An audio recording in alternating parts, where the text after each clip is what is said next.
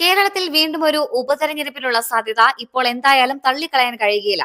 ഇടതുപക്ഷത്തിന്റെ സിറ്റിംഗ് സീറ്റായ പീരുമേട് മണ്ഡലത്തിലാണ് തിരഞ്ഞെടുപ്പിന് കളമൊരുങ്ങുന്നത്. നിലവിലെ എംഎൽഎ വാഴൂർ സോമൻ അന്തരിച്ച പശ്ചാത്തലത്തിൽ സംസ്ഥാന തെരഞ്ഞെടുപ്പ് കമ്മീഷൻ വിവരം കേന്ദ്ര തെരഞ്ഞെടുപ്പ് കമ്മീഷനെ ഇതിനോടകം തന്നെ അറിയിച്ചിട്ടുണ്ട്. ഈ പശ്ചാത്തലത്തിൽ ഇനി ഉപതെരഞ്ഞെടുപ്പ് സംബന്ധിച്ച അന്തിമ തീരുമാനമെടുക്കേണ്ടത് കേന്ദ്ര തെരഞ്ഞെടുപ്പ് കമ്മീഷൻ തന്നെയാണ്. ഒരു വർഷത്തിൽ കുറവ് കാലാവധി മാത്രമുള്ളതിനാൽ ഉപതെരഞ്ഞെടുപ്പ് നടത്താതിരിക്കാനും തെരഞ്ഞെടുപ്പ് കമ്മീഷന് അധികാരമുണ്ട്. അതേസമയം തന്നെ 6 മാസത്തിൽ കൂടുതൽ കാലാവധി ഉള്ളതിനാൽ ഉപതെരഞ്ഞെടുപ്പ് നടത്താൻ തീരുമാനിച്ചാൽ അതിനെ ആർക്കും ചോദ്യം ചെയ്യാനും പറ്റുകയില്ല.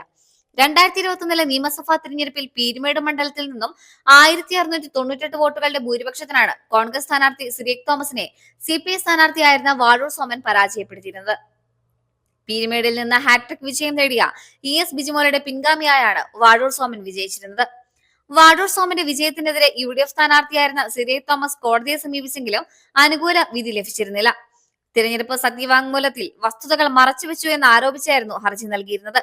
പീരുമേട് മണ്ഡലത്തിൽ നിന്ന് വാഴൂർ സോമനെ വിജയിയാക്കി പ്രഖ്യാപിച്ച തിരഞ്ഞെടുപ്പ് കമ്മീഷന്റെ തീരുമാനം നിയമവിരുദ്ധമാണ് എന്നായിരുന്നു സിറിയക് തോമസ് വാദിച്ചിരുന്നത്. സംസ്ഥാന സർക്കാരിന് കീഴിലുള്ള പൊതുമേഖലാ സ്ഥാപനമായ വെയർഹൌസിംഗ് കോർപ്പറേഷൻ ചെയർമാനായിരിക്കെയാണ് വാഴൂർ സോമൻ നിയമസഭാ തെരഞ്ഞെടുപ്പിൽ മത്സരിച്ചത് എന്നും നാമനിർദ്ദേശ പത്രികയിൽ ഇക്കാര്യം മറച്ചുവെച്ചു എന്നുമായിരുന്നു സിറിയക് തോമസിന്റെ പ്രധാന ആരോപണം.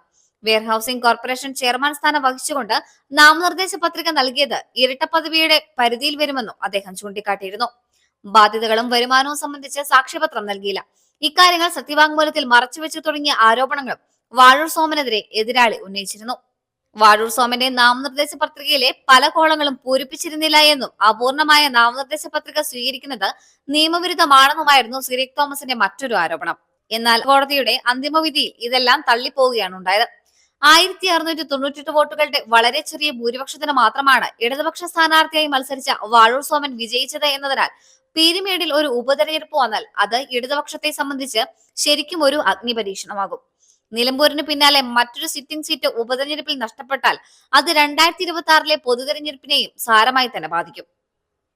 നിലമ്പൂർ നഷ്ടമായതിന് പിന്നിൽ PV അൻവർ പിടിച്ച വോട്ടുകളും പരമ്പരാഗത കോൺഗ്രസ് മണ്ഡലമാണെന്നുമൊക്കെയുള്ള കാരണങ്ങൾ പറഞ്ഞു നിൽക്കാമെങ്കിലും ഇടതുപക്ഷം തുടർച്ചയായി വിജയിക്കുന്ന പീരുമേട്ടിൽ പരാജയപ്പെട്ടാൽ പിന്നെ പറഞ്ഞു നിൽക്കാൻ കഴിയുകയില്ല.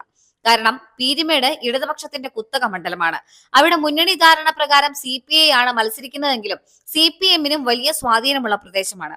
അതുകൊണ്ട് തന്നെ പീരുമേട് മണ്ഡലത്തിൽ പരാജയപ്പെട്ടാൽ അത് 2026 ഇടതുപക്ഷത്തിന്റെ സകല കണക്കുകൂട്ടലുകളെയുമാണ് തെറ്റിക്കുക.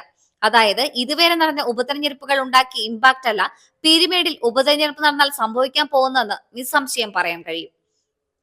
ഈ കടുത്ത രാഷ്ട്രീയ വെല്ലുവിളികൾക്കിടയിലും പീരുമേട് നിലനിർത്താൻ കഴിഞ്ഞാൽ മൂന്നാം പിണറായി സർക്കാരിനുള്ള സാധ്യതയാണ് വർദ്ധിപ്പിക്കുക.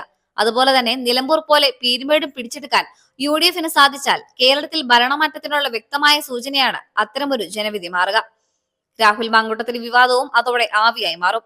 അതുകൊണ്ട് തന്നെ തിരഞ്ഞെടുപ്പ് കമ്മീഷന്റെ നിലപാട് പ്രതിപക്ഷ നേതാവ് VD സതീശനും മുഖ്യമന്ത്രി പിണറായി വിജയനും ഏറെ നിർണായകമാകും.